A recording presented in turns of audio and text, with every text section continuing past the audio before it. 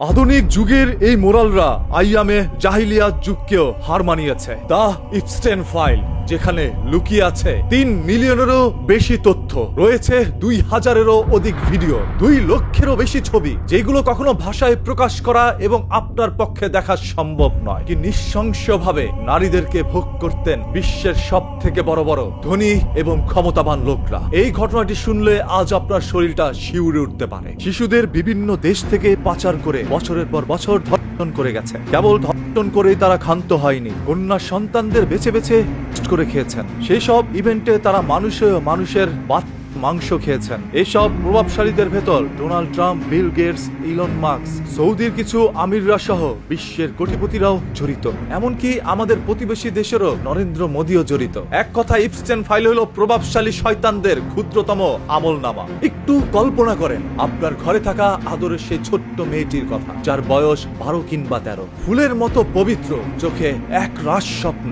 একদিন তাকে বলা হলো তাকে একটি বিশেষ বৃত্তি দেওয়া হয়েছে। বলা হলো সে বিশ্বের সবচেয়ে জ্ঞানী, ধনী এবং প্রভাবশালী মনীষীদের সাথে দেখা করার সুযোগ পাবে। এই কথা শুনে বাবা মার কাছ থেকে বিদায় নিয়ে সরল মনে মেয়েটি প্লেনে উঠল। কিন্তু সে জানতো না চকমকে ওই প্লেনটির নাম ললিতা এক্সপ্রেস। সে জানতো না এই প্লেনটি তাকে স্বপ্নের দেশে নয়, বরং দাজ্জালিক সভ্যতার এক গোপন জাহান্নামের দিকে নিয়ে যাচ্ছে, যার গন্তব্য প্রশান্ত মহাসাগরের বুকে অবহেলিত বিচ্ছিন্ন দ্বীপ লিটল স্লেট জেমস। দ্বীপটিকে দেখতে দুনিয়ার জান্নাতের মতো মনে হয়। চারদিকে নীল সমুদ্র, মাঝখানে রাজকীয় প্রাসাদ। কিন্তু প্রাসাদের ভিতরে ঢুকতেই মেয়েটির স্বপ্ন কাচের মতো চুরমার হয়ে যায়। সে দেখলো টিভির পর্দায় যাদেরকে হিরো হিসেবে দেখেছে, নোবেল বিজয়ী, বিজ্ঞানী, বিশ্ব নেতা, হলিউড সুপারস্টার, তারা সেখানে বসে আছে। কিন্তু তাদের চোখে মমতা নেই, আছে এক আদিম ঐশাচিক ক্ষুধা। এটা দেখে তখন মেয়েটি চিৎকার করে বলছিল, আমি আমার মায়ের কাছে যাব। কিন্তু তার কান্না চাপা পড়ে গিয়েছিল প্রশান্ত মহাসাগরের গর্জনের আর স্যাম্পলেনের বোতল খোলার শব্দে। তাকে বলা হতো, চুপ থাকো, এরা এই পৃথিবীর ঈশ্বর, এদের সেবা করাই তোমার কাজ। দিনের পর দিন এই নিষ্পাপ শিশুদের ছিঁড়ে খেয়েছেন তারা, যাদের পোস্টার আপনার ঘরের দেয়ালে টাঙিয়ে রাখেন। এগুলো শুনে হয়তোবা আপনারা ভাবছেন, এত বড় বড় প্রভাবশালী নেতারা জড়িত, তাহলে এই তথ্য বের হলো কিভাবে? জেফ্রি এপস্টেইন ছিল অত্যন্ত চতুর। সে তার ক্লায়েন্টের নাম এবং কন্টাক্ট ডিটেলস লিখে রাখতেন একটি ছোট্ট কালো ডায়েরিতে, যা দা ব্ল্যাক বুক নামে পরিচিত। এটি ছিল তার ইনফ্লুয়েন্স পলিসি। এই রাঘব বোয়ালদের নাম তার কাছে আছে বলে কেউ তাকে ছুবে না। কিন্তু সে জানতো না পাপ বাপকেও ছাড়ে না। ভার্জিনিয়া বুফ্রে নামের এক সাহসী নারী, যে ছোটবেলায় এই পিচাসদের শিকারে পরিণত হয়েছিল, সে এপস্টেইনের সহযোগী এবং রক্ষিতা গিসলাইন ম্যাক্সওয়েলের বিরুদ্ধে মামলা ঠুকে দেয়। সেই মামলার সূত্র ধরে যুক্তরাষ্ট্রের আদালতের নির্দেশে হাজার হাজার পৃষ্ঠার সিল্ড ডকুমেন্টস জনসম্মুখে প্রকাশ করার আদেশ দেওয়া হয়। এরপর বিশ্ববাসী অবাক হয়ে দেখলো, এতদিন যারা তাদেরকে ভদ্রলোক ভেবে এসেছে,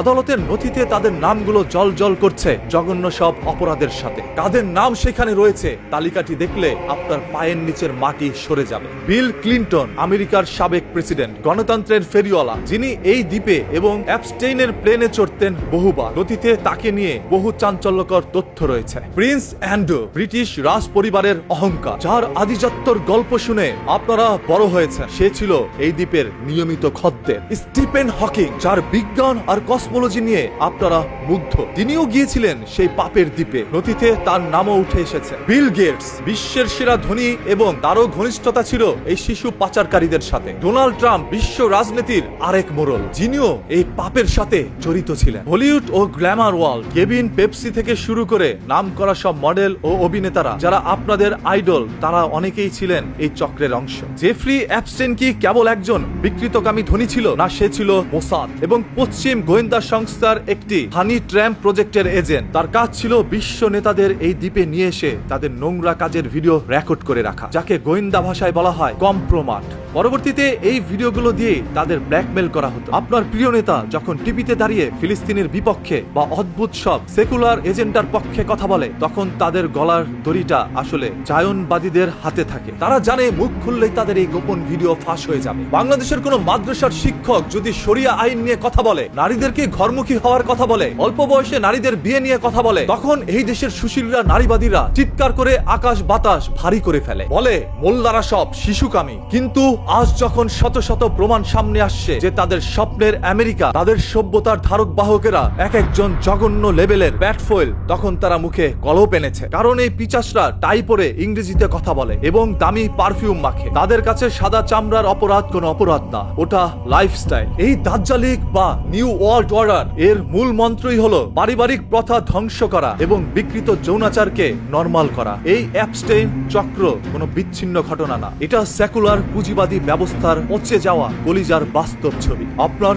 রব কি বলেননি, ফিতনা হত্যা অপেক্ষা গুরুতর। ইসলাম ছাড়া, শরিয়া ছাড়া এই পিচাসদের থামানোর কোনো আইন দুনিয়াতে নেই, কারণ আইন যারা বানায় তারাই আজ এই অপরাধের হোতা। তবে জেফ্রি ইপস্টেইন দুনিয়া থেকে চলে গিয়েছে আরো 5 বছর আগে। সেই নথি আজ কেন প্রকাশ করা হয়েছে? এর ভিতরে কি ডোনাল্ড ট্রাম্প বা গোয়েন্দা সংস্থার আরো কোনো চক্রান্ত রয়েছে? তারা কি চাচ্ছে বিশ্বকে আরো একবার উল্টে দিতে? ডোনাল্ড ট্রাম্প কি তাহলে চাচ্ছে বিশ্বের সব থেকে ধনী এবং ক্ষমতাশালী লোকগুলোকে ফাঁসিয়ে দিতে, নাকি তিনি নিজেই কারো চক্রান্তে ফেসে গিয়েছেন? জেফ্রি ইপস্টেইনের মতো বাংলাদেশে অসংখ্য মানুষ রয়েছে যারা এইভাবে নারীদেরকে পণ্য বানিয়ে বিচরণ করে যাচ্ছে প্রভাবশালীদের মাঝে এবং তাদের গোপন ভিডিও সংগ্রহ করে তাদেরকেও ব্ল্যাকমেল করে যাচ্ছে। জেফ্রি ইপস্টেইন একটি বাস্তব উদাহরণ। সেই নথিতে থাকা আরো 30 লক্ষ সূত্র, 2000 ভিডিও এবং 2 লক্ষেরও মতো ছবি যাচাই করলে বেরিয়ে আসবে সকল চাঞ্চল্যকর তথ্য, যেগুলো আপনার রাতের ঘুমকেও হারাম করে দিতে পারে।